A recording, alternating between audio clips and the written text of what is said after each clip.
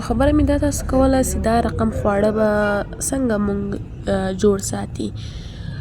کوم شپږ میاشتې وشوې چې زکام یم، څومره دوا خورم، هېڅ فرق نه راکوي.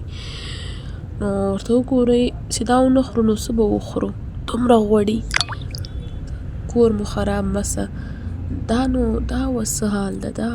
دا دومره خو غوښه نسته کې لکه دا مرچک چې دي کې، لکه دا غوړي چې دي کې.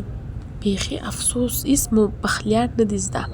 راسئ له موږ نه یې زده کوئ. والله داسې پخلیان درته پاخه کړو چې